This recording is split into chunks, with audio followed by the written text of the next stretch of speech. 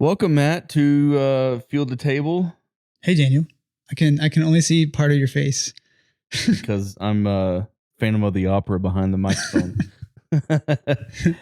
Welcome back, everybody. We, in true fashion, we had Ben for a short stint, and now he's gone again. And then he'll be back for a short stint, and then he'll be gone again. So I am Daniel Myers, your full-time host, and Ben, the other part-timer, is gone. But today we got Mr. Matt McCool. Hello. Thanks for joining me. Appreciate Thanks you. for having me. He is our latest hire in the marketing department here at FieldPulse.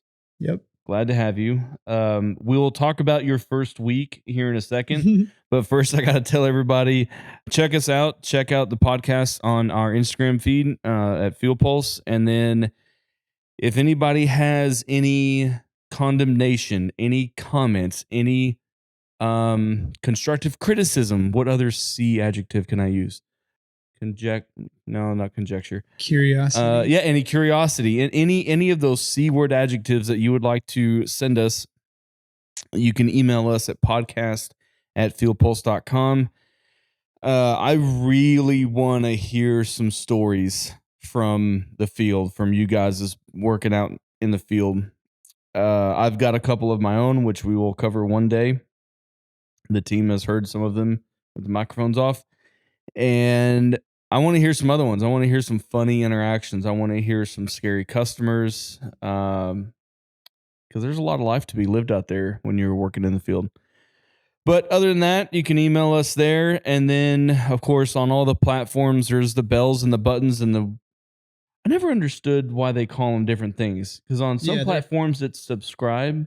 And sometimes subscribe means you're going to give them money.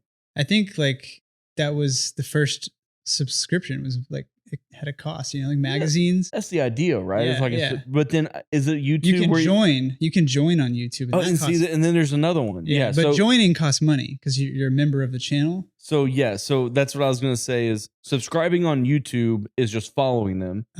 Following on Instagram is just following them. But subscribing on Instagram is paying for it. Yep. And then joining on YouTube is paying for it. Yeah, and then you can subscribe and turn on notifications. Yes. Because if you subscribe, YouTube is like, cool, we'll not ever show you this channel again. We'll show you new ones like it. And then you have to like go out of your way to like, yes, I do want to get notifications. Yeah. Oh, that's what that means? Pretty much. Because YouTube is constantly trying to put new content in front of your face. Okay. As soon as a channel wins you over, YouTube is like on to the next task.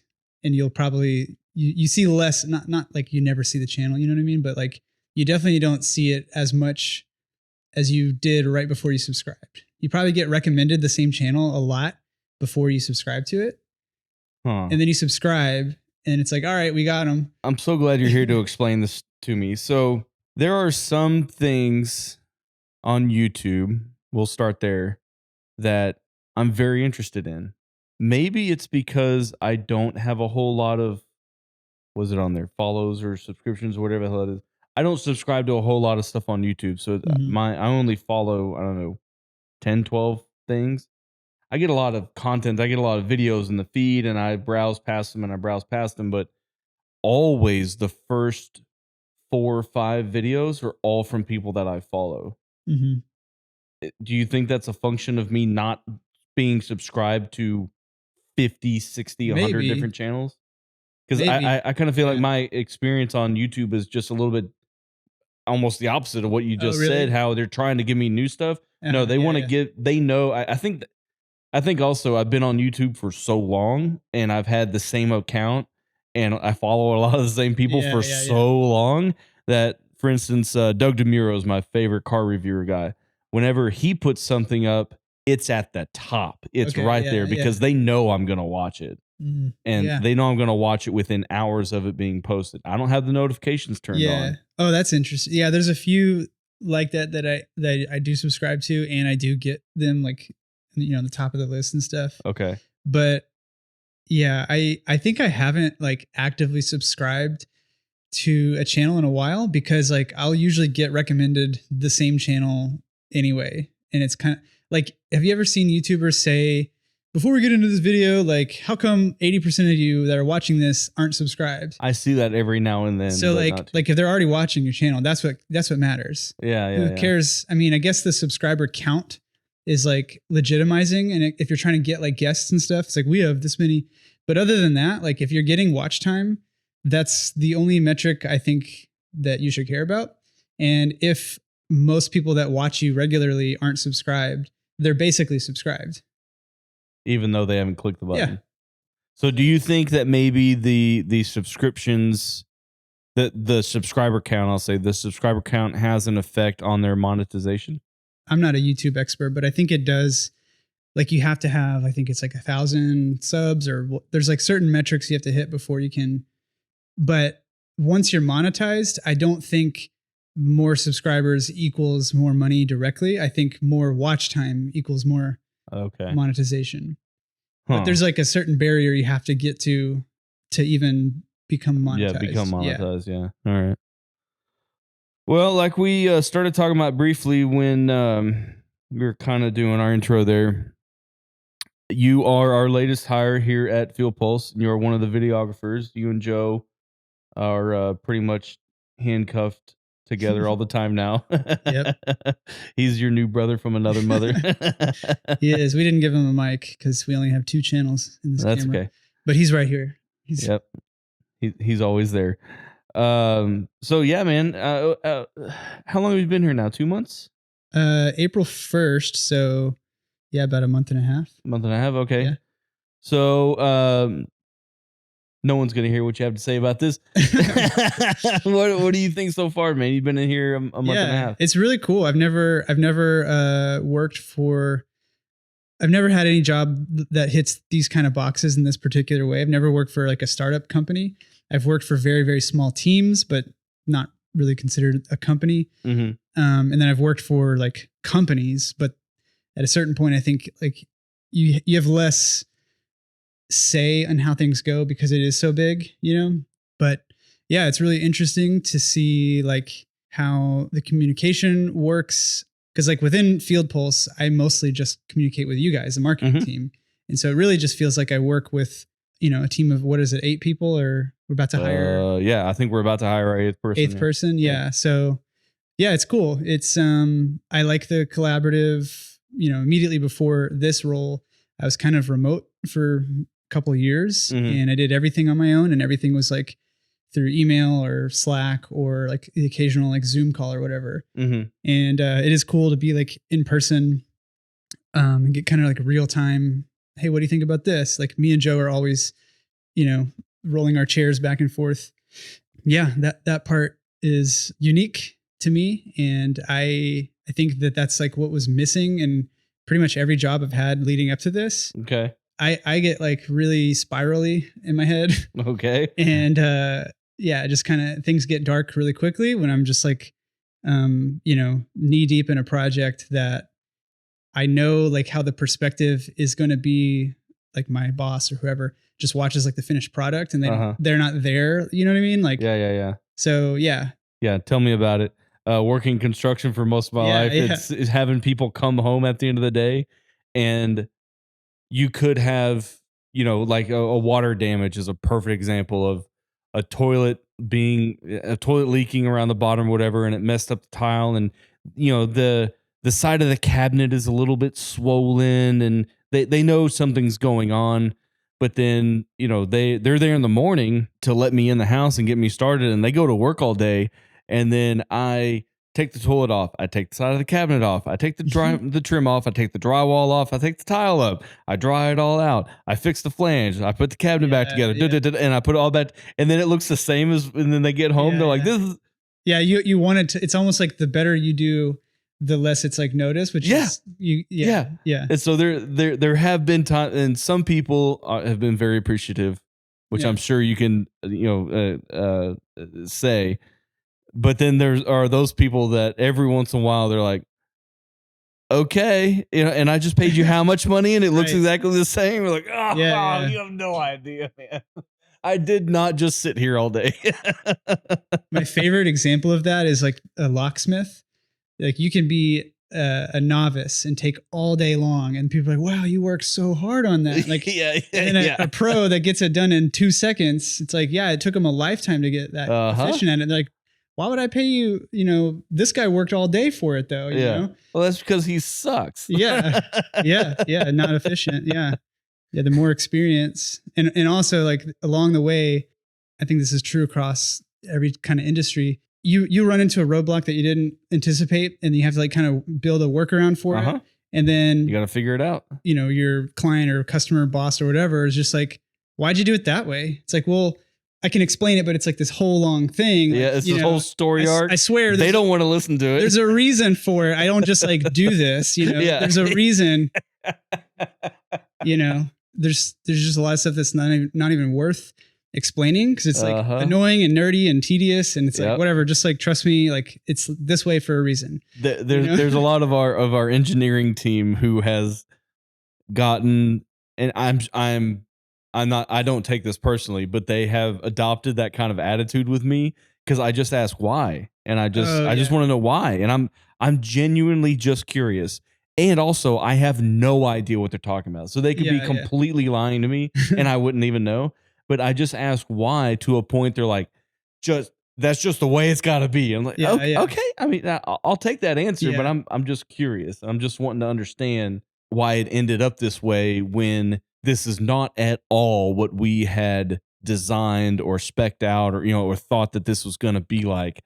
And I know, I know, because I've been there personally. I know that story arc has 2 wrong way, like no outlet at the end of the street type signs, and then a detour and all the way around town to get to. I get it, I know, but I'm just gonna ask why. I'm just that kind of guy. I relate to that. I definitely give off the why vibe. I think it's annoying. Probably I was the why kid, and because I think there's like 2 different kinds of. Like, you're asking because you're critical of something, or you could be asking because you're curious. There's those C's again, right? Yes. And I think people are quicker to assume, like, oh, criticism. You could have done it better. Like, you think you have this figured out. Like, why else would you be asking? You're not really that curious. Yeah. It's like, what if I am? Like, what if I just am? Yeah. That's been like a story arc in like every relationship and job I've had. Okay. So now I know I can ask you why, and you'll never get annoyed with me ever, right? No, absolutely not ever. I just stop answering. I run out of answers, and then I just it's something like we have Sergey and Masha who work with us, who just fled Ukraine and immigrated to America, and I took them to a family get together this weekend, and she's asking me on the way. She planted some thyme in her indoor garden, and she kept saying thyme and thyme. Okay. And I said, no, it's thyme. And she goes, well, then why is there the TH on it? I said, I didn't write the language. I don't know. Yeah. I'm sorry. I didn't put that in there just for you. Okay. It's nothing personal. But yeah, I wanted to also talk about your first week here. I had to tell you I had to make a point to tell you on day 3 or 4, like, dude, this is a special week. This is not this is not how this goes. I don't think you could every week at all. Yeah, you couldn't have prepared me. That I came in at a really opportune time, I guess. Yes, you did. So let's start with day 1. April 1st. Yeah. April Fools. Mm-hmm. Our CEO pulled a joke on the entire company. Yep. Do you remember what it was? What the joke was, or what? Yeah. So he changed everybody's name in Slack to some form of Ben Reed, because there are 2 Ben Reeds. Yes. I was Ben McReed, and it was my first day, and I log into Slack, and I'm like, oh, they like somehow got my name wrong. And it was my first day, and I look at everybody else's. It's like, because April. Okay, yeah. That was a good one. That sounded like a really tedious. Somebody had too much time. Apparently, that took over a month to get everybody's name on a spreadsheet. Yeah. Come up with There's some serious thought. I knew. So at my first glance, I thought it was just copy and paste. I thought everybody was just Ben Reed. Oh yeah. I thought everybody was Ben Reed. But then I started to look closely, and it was versions of their names. Mm-hmm. And that's when I realized, oh, this took Yeah, yeah, time. yeah, Oh, wow. Okay. That was yeah. that was That was good. some That was work. good. And then by 11 o'clock, the joke was over and everybody had to change we all had to change our names back. Who the perpetrator who shall not be named couldn't even change it back. We all had to change our own names back. So that was really good. And that was your first 3 hours at work. Mm-hmm. And then let's run through the rest of the week. We did our marketing offsite, right? Yeah, that was that Thursday and Friday? Yes, Thursday and Friday.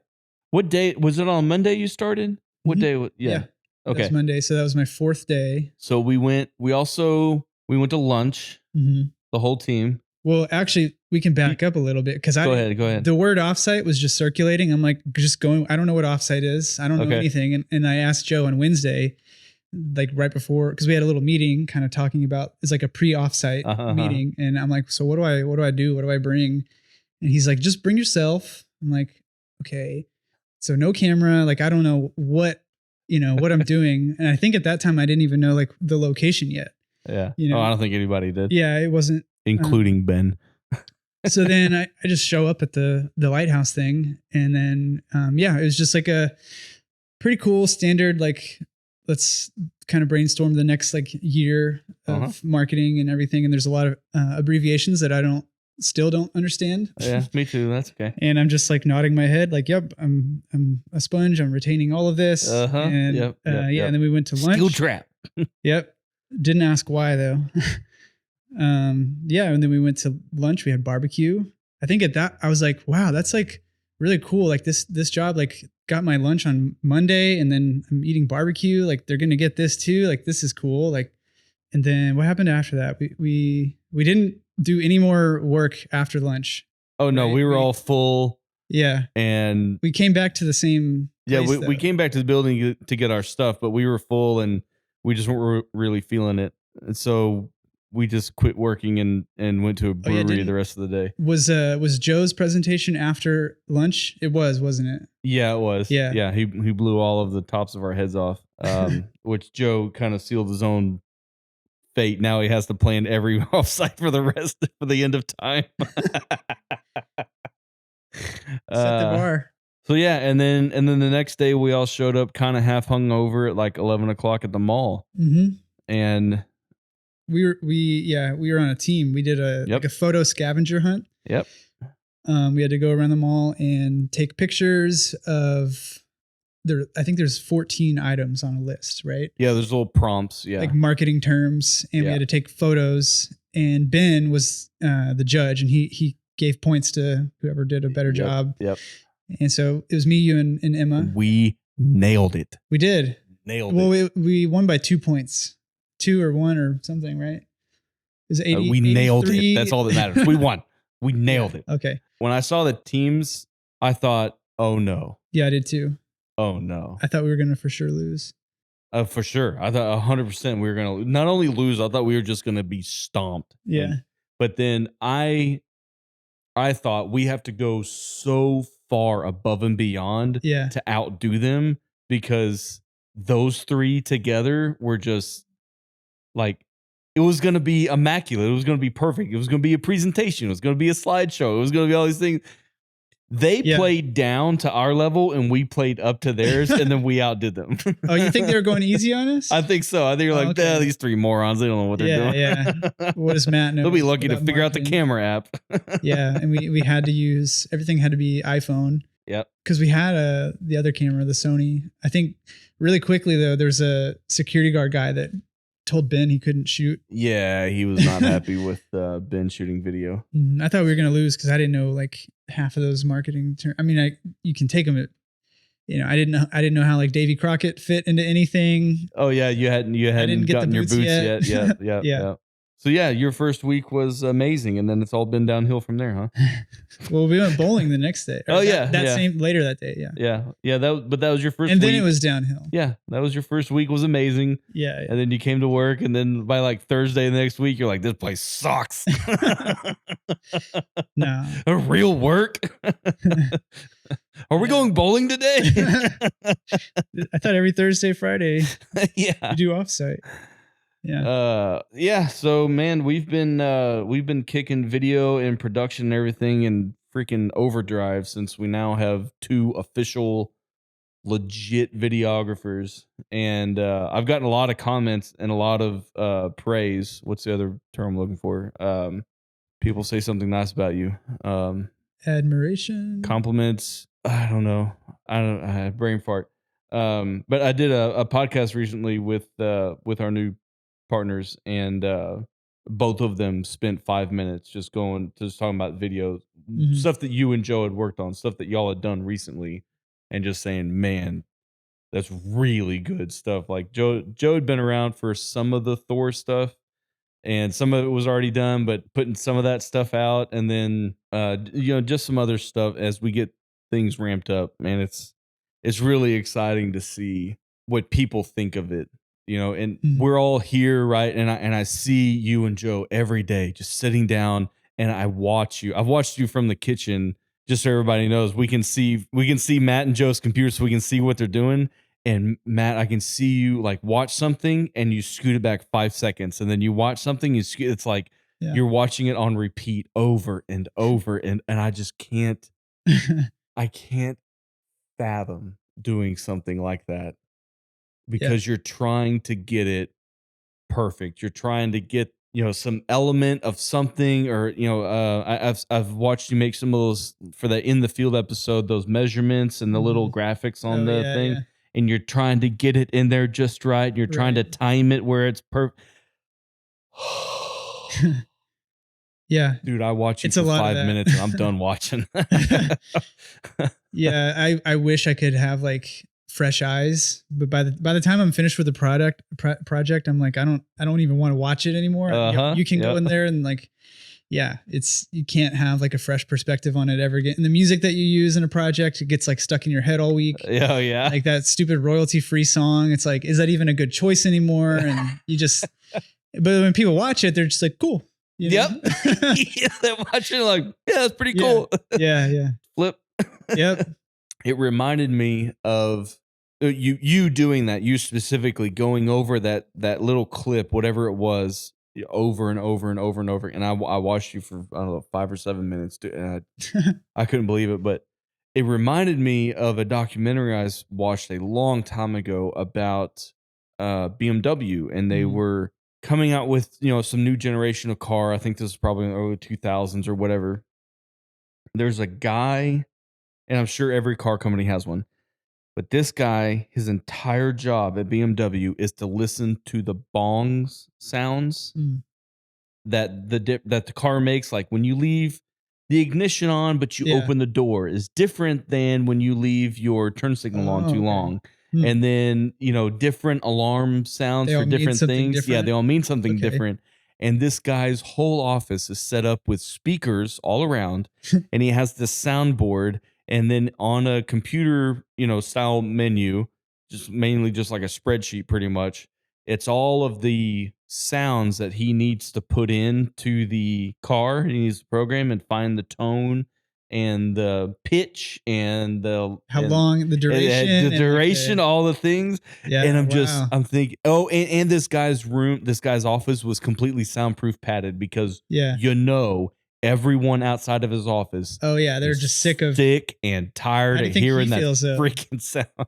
But he, at least for the camera, and maybe I don't know, maybe he played it up for the camera, but at least in his little part of the interview, he was like, "This, listen to this one. Oh yeah, Yeah. yeah, Yeah. yeah, It's it's like really the good." But perfect then, job for that type yeah, of that yeah. Yeah. eccentric, just uber nerdy, Yeah. Yeah. just, Yeah. oh, I gotta have. And then Uh-huh. he was talking about like getting excited about this one. He said, Yeah. but then we came to this one, but we started with this one. He played another tone. He's like, that really gets annoying after a while. And I'm thinking, oh my God, you've listened to this for a year, because that's how long it takes to Yeah. develop Yeah. a new car, is many, many, many, many, many years. I didn't realize that there was like different. I'm thinking about how my car sounds. Mm-hmm. And I thought like amongst like different models and everything, they're all the same. They're not. You would They're think, I different. don't know, Or is but this? You said this is BMW. BMW, so that's German Okay. engineering, Yeah, yeah. Maybe and they're they just. will overcomplicate Yeah, yeah. anything and everything that they possibly I had a can. Jetta, and it was. I'm pretty sure it had different. Maybe it had different sounds for different things. Oh, I'm sure. But yeah, I just remember like the headlight would go out, and you had to take the whole car apart to replace the headlight. Yep. Yeah. Yeah, but I just had a flashback of that documentary watching you do that and thinking, oh, Yeah. it takes a special kind of person. But the like rewinding, and it's almost like I imagine like kind of like a chef, how they're always tasting as they cook. Okay, You all know, right, they're all like, right, is all it? right. Am I going in the right direction? And they have to like, Yeah. cleanse their palate and then go back and see like, okay, more salt. Okay, So it's kind of like because there's different elements to there's audio and the pacing and the color and like graphics and everything, and so sure. you're rewatching and paying attention to just one thing at a time. Okay, all right, then that makes sense. The whole product just feels like a final like when it all thing. comes Yeah, together, right? yeah, Just yeah. okay. And from my world, from my experience, Mhm. I can say like a machinist is the same thing. Yeah, He has whatever he's spinning and he's machining down, he's constantly checking this measurement. yeah, And then once he turns down another part, he has to check that one. But then he has to go back and check the first one because you can heat up a piece of metal and it expands, it grows. Well, yeah, yeah, how do you do it? And he's got to manage this and that, and he's got to manage, all kinds of different things when you're machining metal like that. So it makes sense what you said about doing it so many times.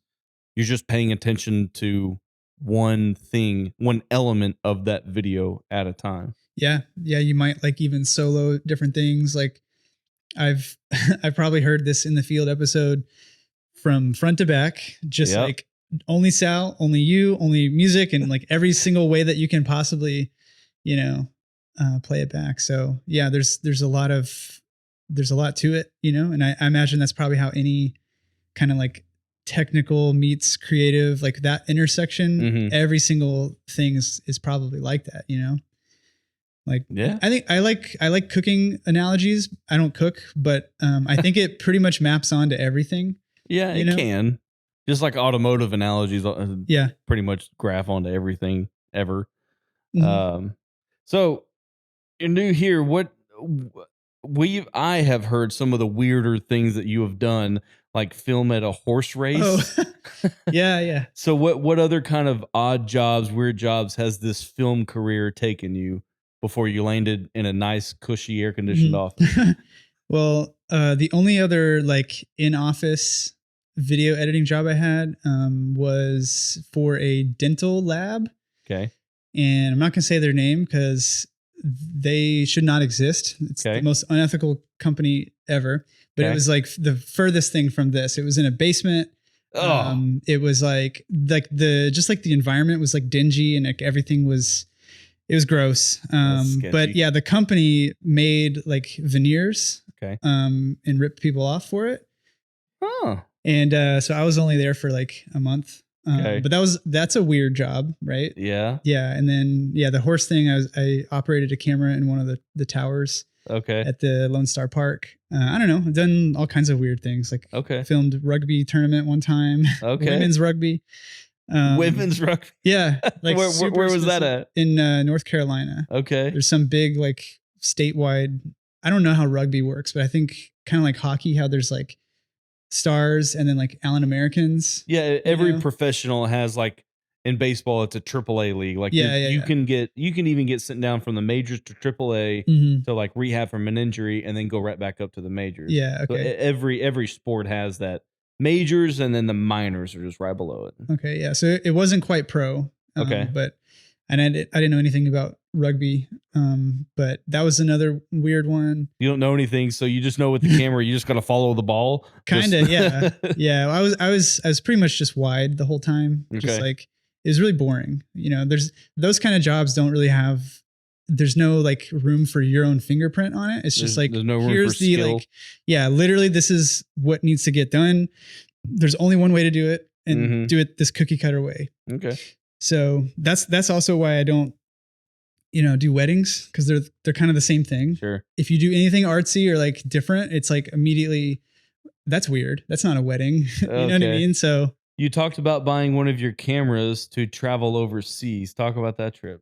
Oh, the little one, yeah, the little tiny camera. I went to Ethiopia in 2016. There's a company or a non for profit based in Fort Worth, and they do like a lot of work for Ethiopian like single mothers who, Okay. basically it's like this multidisciplinary thing where they give their kids a place to go and they teach them English, and they also give the moms like a job to do and like Okay. skills, and so that they can like become self sufficient. Sure. And so anyway, they hired me to go out to Ethiopia for a week and basically just like film all the different aspects of what they do in Ethiopia. Okay. And so I put together like a little 5 minute sort of like a mini documentary. Okay.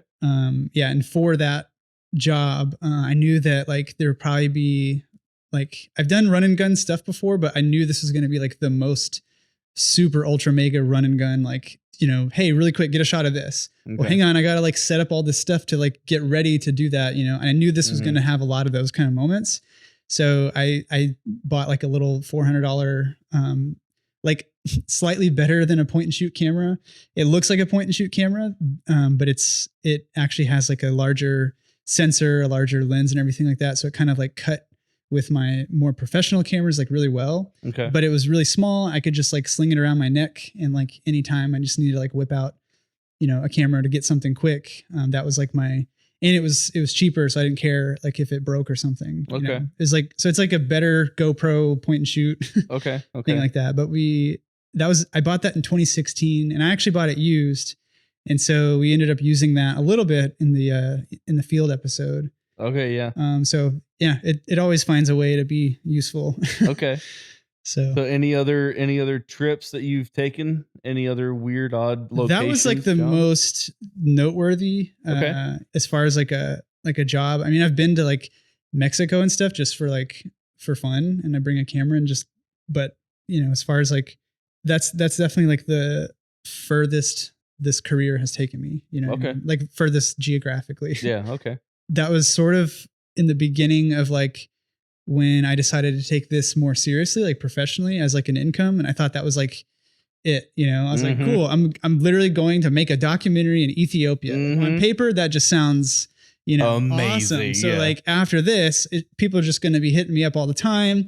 And it's just like, nope, you're still exactly where you were and nobody knows who you are. Yeah. And Yeah. it's rough. It's not like go to law school, become a lawyer, and now you're a Then lawyer. you've arrived. Yeah, Yeah. you made it. And I'm probably downplaying the difficulties of that whole lifestyle too. But yeah, Yeah.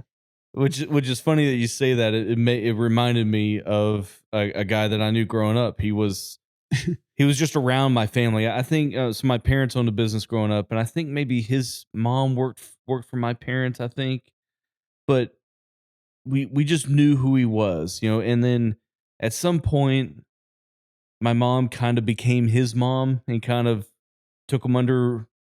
We kind of took him in type thing, and he was older. It's not like he had to live with us or anything, but just he got invited to Thanksgiving, he got invited to Easter dinner, and he was just around. yeah, But he did that kind of stuff, like your documentary project in Ethiopia. He filmed that kind of stuff. He went to he used to go and film atrocities, like human rights violations, things to Mm, get attention for for asylum seekers and all this yeah, kind of thing. And he never had a real living doing that kind yeah, of yeah. stuff. That was his Interesting. passion to do it.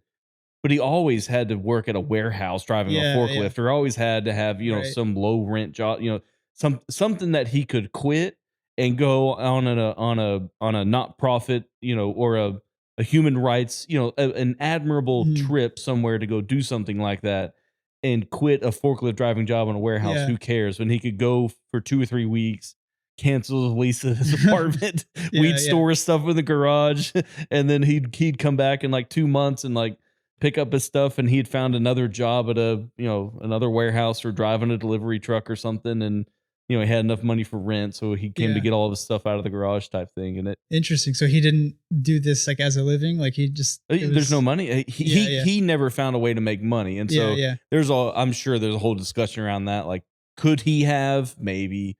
Did he Maybe it do it out of wasn't. the Maybe good? it wasn't like what he was interested or like why he was into it. You know. Yeah, who knows? He was a very strange guy. I mean, Anyways. anybody that gets into this for the money is like not. People like you say, what? Yeah, yeah. It just costs a lot of money and time and your whole life, and you're like, maybe one day I'll work at a cool place like on the 10th floor, and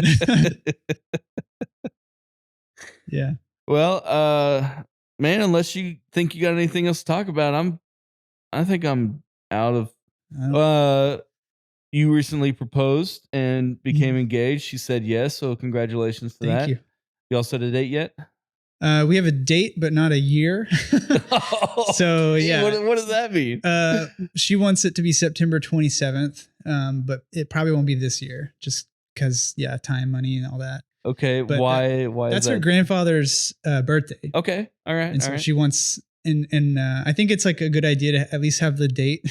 Yeah. Just like I don't know. So yeah, Okay. that's the plan. So so y'all have no plans, no year. Let's just Mhm. say that you don't have a year, but what do you think y'all want to do? Do y'all have big families? Are y'all planning to go somewhere, do something? Do y'all? Yeah, I guess we both kind of have big-ish family. Her extended family's big. She's an only child, but like her cousins and everything. But Okay. I think we're probably gonna do something small. Like Mhm. probably a really small elopement, and then like separately have just the ceremony type thing. Okay. So, I mean, because we're like we're older, and I think a lot of our Older. friends. How old are you? I'm 30. Okay. All right. So all right. like All right. All right. all of our friends got married like in their early 20s, and it was like a more I don't know. I think that like the older we've both it's just more pragmatic, I guess, which is Yeah. like maybe a dull way to like put it or whatever, but I don't want to go in debt first thing Nope. as a My